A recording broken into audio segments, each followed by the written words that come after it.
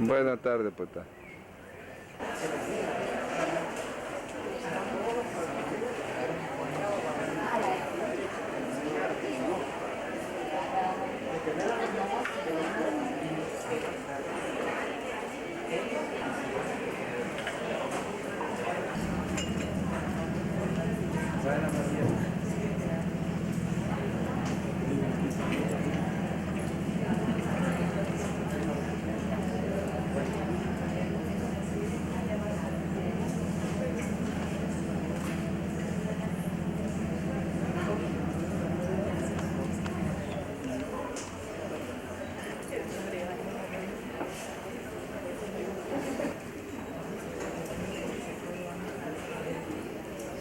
La poesía es saber, un misterio de la razón.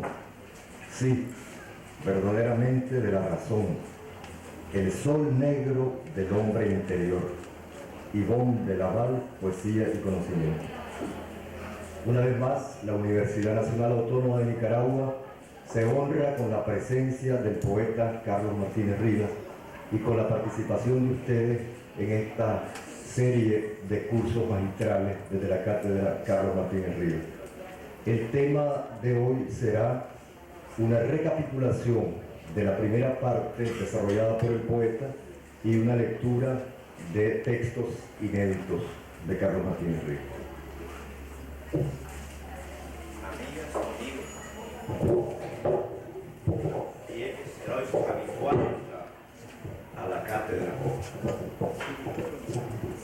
alumnos y profesores de la Escuela de Español,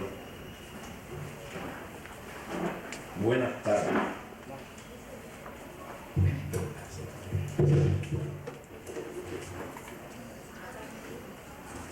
En efecto, en un volumen. Recopilación de leyes, por ejemplo. La recopilación de las leyes de España hasta esa fecha, mandada a establecer y publicar por Felipe II en 1567, 15 años después de subir a ocupar el trono de España en 1556. Conjunto que ayude a quienes ya las escucharon antes a repasarlas en la memoria y a los nuevos asistentes a ponerse al día, pudiendo así entrar al sentido de esta cuarta lección con una base de entendimiento preliminar. Liminar es puerta, en latín, umbral, es decir, antes de entrar a entrar. Un entendimiento pre-entrada a la puerta. La primera lección, fecha jueves 21 de marzo,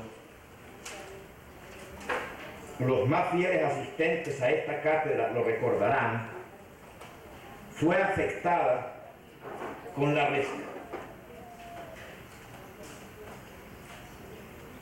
la sustitución del texto académico previsto por disturbios de masa a propósito del presupuesto de enseñanza superior. Yo sustituí mi lección de vida con una disertación informal que terminó con la lectura que hice de un poema del poeta peruano César Vallejo, de su libro Poemas Humanos. Es parte de la recapitulación leerlo al hombro. Voy a escribir después sobre mi doble. Otro se sienta, rasca, se extrae un piojo de su axila, mátalo. ¿Con qué valor hablar del psicoanálisis? Otro ha entrado a mi pecho con un palo en la mano. Hablar luego de Sócrates, al médico. Un cojo pasa dando el brazo a un niño. Voy después a leer a André Breton. Otro tiembla de frío, tose, escupe sangre. cabrá aludir jamás al yo profundo. Otro busca en el fango huesos, cáscaras. ¿Cómo escribir después del infinito? Un albañil cae de un techo, muere y ya no almuerza. Innovar luego el tropo, la metáfora. Un comerciante roba un gramo en el peso a un cliente. Hablar después de cuarta dimensión. Un banquero falsea su balance. ¿Con qué cara llorar en el teatro? Un paria duerme con el pie a la espalda. Hablar después a nadie de Picasso. Alguien va en un entierro sollozando. ¿Cómo luego ingresar a la academia? Alguien limpia un fusil en su cocina. ¿Con qué valor hablar del más allá?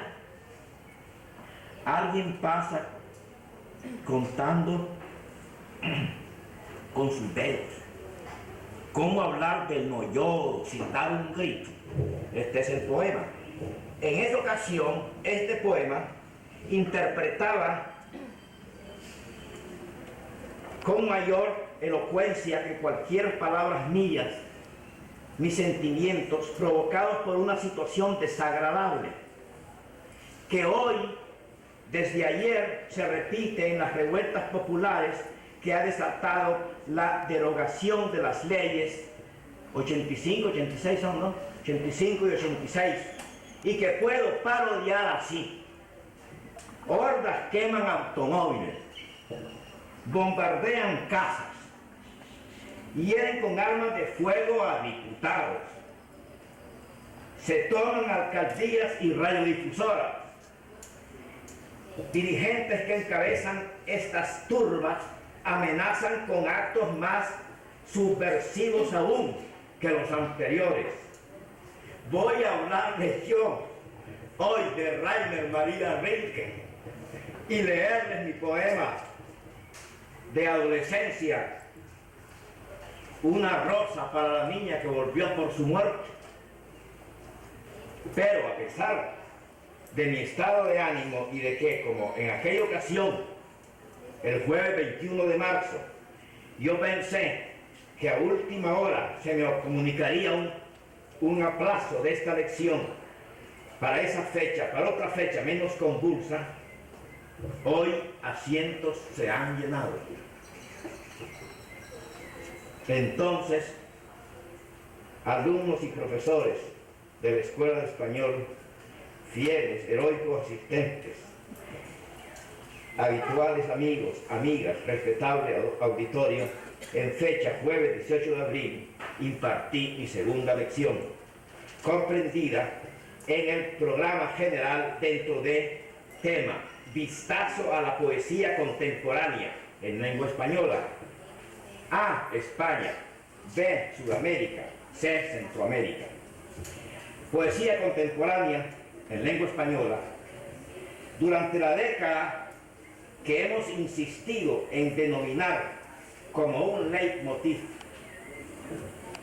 en una composición musical, la gran década de 1948. Por la importancia de los sucesos mundiales que la precedieron inmediatamente a finales de la década 1930 y conmovieron al mundo, y por la riqueza y creatividad en todos los órdenes. Científico, Sir Alexander Fleming, bacteriólogo británico, galardoneado con el Premio Nobel de Medicina por su descubrimiento de la penicilina en 1945.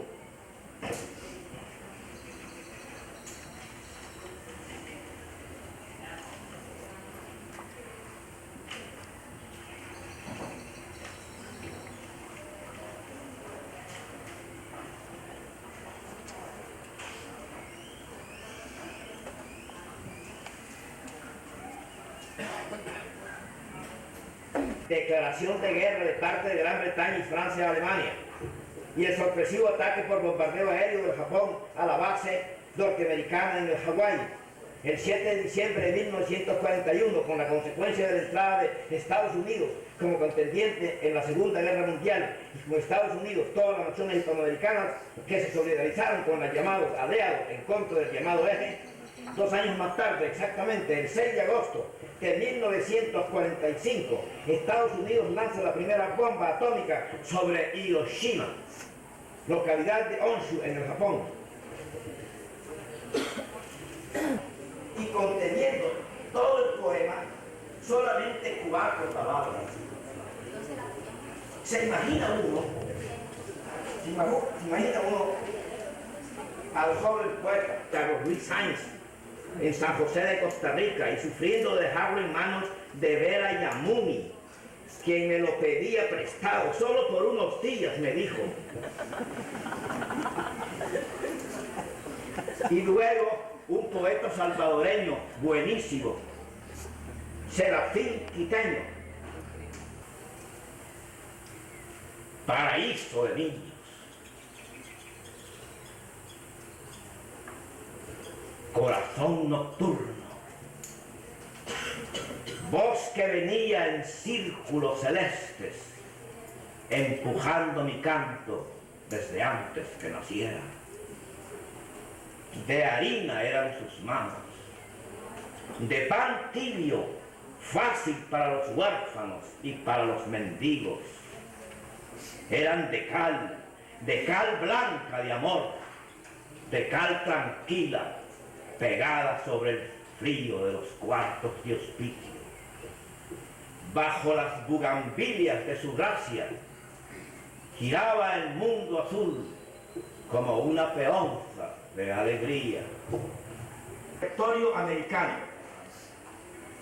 Entre los poemas inéditos de mi juvenilia, de la juvenilia del autor, del futuro autor del Paraíso Recobrado, traigo precisamente un poema publicado con una nota de él por don Joaquín García Monge en su repertorio americano. Viene pues fotocopia de ese mismo repertorio. Aquí vamos a leerlo. De la Magna Grecia, Udine, en Italia, en 1896. Abandonó Italia para ir con su padre, que se les había adelantado para llamarlas a San Francisco de California. Su padre era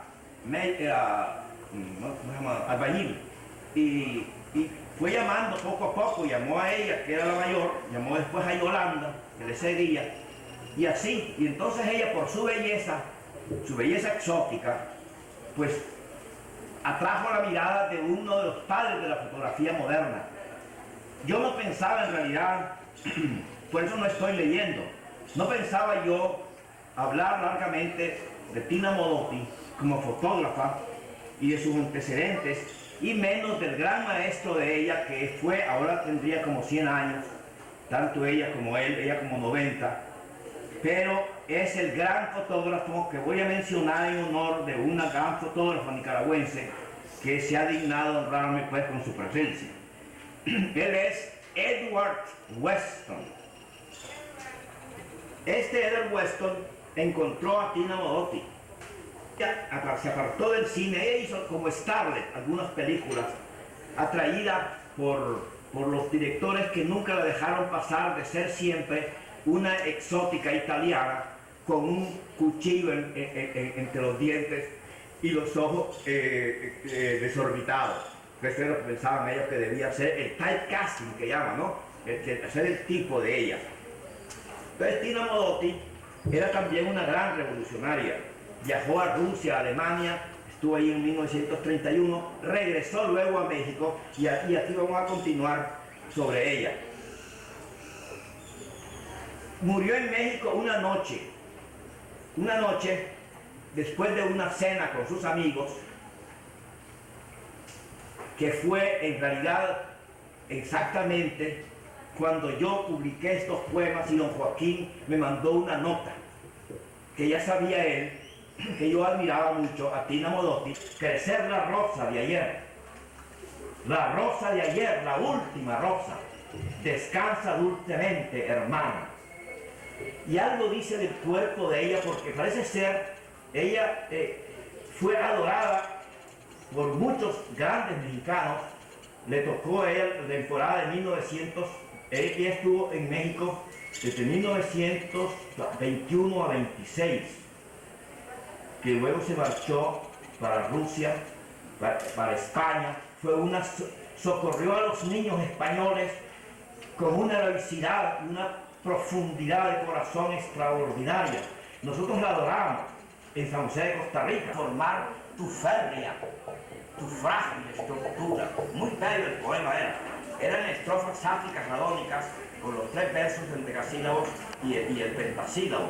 Parecido al poema que tenía él, la misma estroficación del poema Ángela Adónica, bellísimo de Residencia en la Tierra. Hoy me he tendido junto a una joventura, como a la orilla de un océano blanco. Creo que se llama ella. Constantine es el apellido. Escribió una biografía muy buena de ella y dice pues que como ella había muerto, ella acompañaba cuando el gran revolucionario de los años 29 fue asesinado en México, el gran revolucionario Julio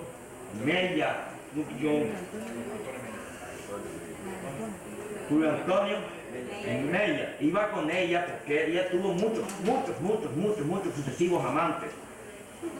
Hay una foto de Edward Weston que está ella tendida en una azotea, desnuda, está extraordinaria, ella era bellísima.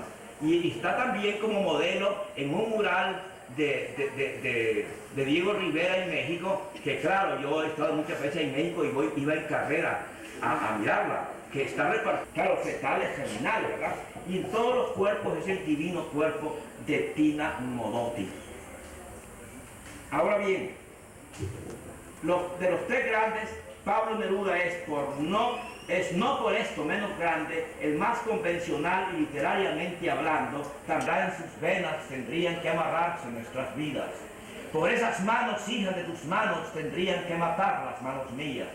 Por sus ojos abiertos en la tierra, veré en los tuyos lágrimas un día. Yo no los quiero, amada, para que nada nos amarre, que no nos una nada, ni la palabra que alomó tu boca, ni lo que no dijeron las palabras, ni las fiestas de amor que no tuvimos, ni tus sollozos junto a la ventana. Ustedes recuerdan, ¿verdad? Amo el amor de los marineros que besan y se van, y luego, muy bello el final, ¿verdad? Cuando dice que tu corazón me dice yo soy un niño y yo le digo adiós. Ese farewell ha sido un gran éxito para las buenas declamadoras. Y yo se lo escuché también cuando mencioné en mi lección pasada a Maritza Alonso, la cubana que estaba en ese tiempo en San José de Costa Rica, y declamó, les decía yo, de una manera patética, ¿verdad?, el poema de Leopoldo Lugones, La casa sola. Bueno, ahora vamos a ver cómo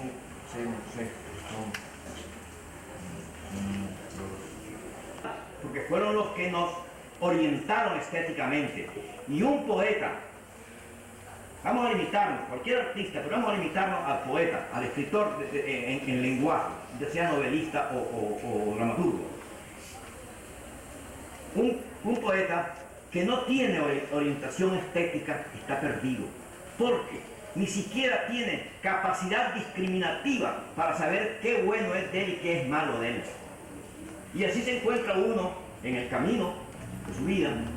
¿Cuántos poetas que muestran con igual perplejidad, ignorancia o con igual orgullo poemas muy buenos y poemas que son muy malos y que los han escrito ellos, porque tienen capacidad nativa para escribir poesía, pero no tienen una orientación estética, que no es la Biblioteca Rivadeneira española de la Biblioteca Nacional de los autores clásicos castellanos. Ahora vamos a hablar, bueno, entonces nosotros tuvimos los primeros que nos enseñaron a leer poesía, los otros 3 maestros capitales esos que nos enseñaron a escribir poesía, y luego tuvimos algunos extranjeros. Entre los extranjeros, el principal, sobre todo en esos años de 1940, fue Rainer Maria Rilke. Ahora sí conviene que vean en lo que iba a poner ahí. Escribí en la pizarra. Porque el poema que yo voy a leer es un tema liriquiano de la muerte propia, que tan notoria influencia ha tenido en la cultura europea, procede de Jacobsen, y en el norte escandinavo, que a través de Jacobsen le brindó Maduro el tema de la muerte personal. Cierro comillas. Luis Díez del Corral, Rilke y el mito clásico, Cuadernos hispanoamericanos de estudiantes. Incursionó en muchas materias: filosofía, historia, lenguas, romances, literatura, arte, en universidades de Praga, Múnich y Berlín. Muchas materias que vinieron a enriquecer una sola dimensión de su persona y de su personalidad. La única pasión de su vida desde la infancia, la poesía. Frühe Gedichte, literalmente tempranas poesías, es decir, primeros poemas en traducción española, su primer libro. Con este título fue traducido en Chile en la edición que yo leí en 1939 por Clarence Finlayson, poeta chileno. Muchos años después, de ahí de Chile nos abastecíamos nosotros en la Biblioteca Nacional de San José de Costa Rica, que nos estaba prestada para sacarlos don Julián Marchena, que aún a los 90 años me reconoció una vez que iba yo con el buen poeta, buenísimo poeta hondureño, Roberto Sosa. Con Roberto Sosa, con ocasión de que fuimos ambos miembros de un concurso de poesía latinoamericana de Educa. Entonces fuimos Manuel Orgueta, Roberto Sosa, Manuel Orgueta por El Salvador, Roberto Sosa por Honduras, y yo por Nicaragua, que me vino a buscar Sebastián Vaquero, y entonces yo fui a Costa Rica, me llamó el doctor Carlos Turner Number 9 para decirme, hasta el interno donde yo vivía, que yo por ser San José acepté ese viaje. Porque acabo de recibir una invitación a México, que tampoco fui ninguna, no quiero salir, ¿verdad?, del país, pero para Costa Rica sí iría. Me acuerdo que yo le empecé mal hecho, ¿verdad? Eso diciendo títulos que más bien caían sobre su memoria para borrarle y obstruirle, sí, el verdadero. Total que me dijo, no, llegue a mi casa y ahí se los tengo y va a ver cuál es, que yo no me acuerdo y usted no va a poder adivinar, porque se los tengo desde ese tiempo que usted era adolescente. Así fue que yo llegué y me da este extraordinario libro que menciona Charles Baudelaire en una carta a Arsène Housset, diciéndole, ese libro dice que me ha influido para escribir mis petit poèmes en prose, que es el Spleen de París. Entonces, ese libro que dice en su prólogo, en una carta a Arsène Housset, Baudelaire, que es un libro que ellos adoraran, que es el Gaspard de la Nuit, de Aloysius Bertrand, que lo adoraba también el padre Zacarías H. Palais. Es uno de esos libros solos, de un solo autor, que no volvió a escribir nada, pero que transformaron también la literatura, como los cantos de Maldolor de Ramón. Pero en fin, bueno, ¿por qué hablé yo de Sosa y eso? Pero sigamos aquí. Dice, echó a correr hacia la torre de piedra que habitaba el castillo de Yusuf, para que el verso no se le borrara de la mente. Eso, escultora, le decía, me asombra, dice, cómo pudieron en muy poco tiempo salir de mi mente esos dos libros tan diferentes. La vela color herrumbre, la pequeña vela color herrumbre de los sonetos y el inmenso velamen blanco, el increíble ciclo de esos dos libros incomparables en poesía, en un sanatorio suizo, en Valmont, el 19 de diciembre de 1926, a los 51 años de edad. Este poeta fue nuestro ídolo extranjero durante 4 años, de 1939 a 1943.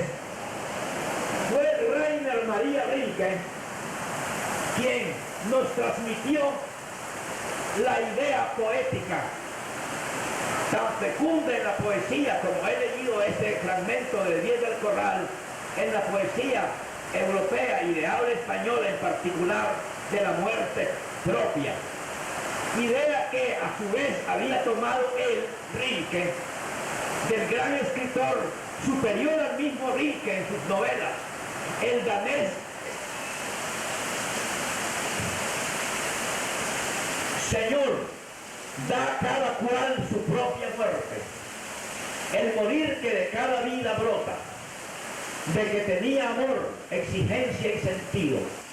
El poema debo haberlo escrito entre 1941 y 1942, inmediatamente antes de concebir El paraíso recobrado, que terminé de escribir en 1943, fecha en que se publicó. Lo publicó Pablo Antonio Cuadra en Conspiración. Yo vi esa antología una vez en UCLA, creo que era de no sé qué poeta importante, no Rubén Darío, ya posterior, creo que era hasta mí, pero como yo no estaba, el último era el buen poeta chileno Enrique Lin.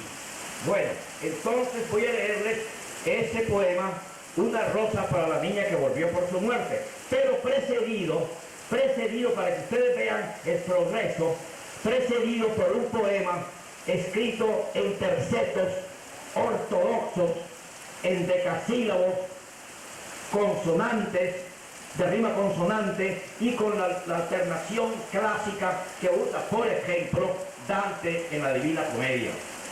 Voy a leer primero ese poema. También esto, bueno, en un artículo aparecido en la República, San José, Costa Rica, el 15 de octubre de 1977, aquí don Alberto Baeza, extraordinario, la señora María Grube, no María Grieber, la compositora mexicana, no, María Grube, luego una narración muy bella, sin argumentos, que se llamaba Aquí debería haber rosas, y otro Morgan, muy importante.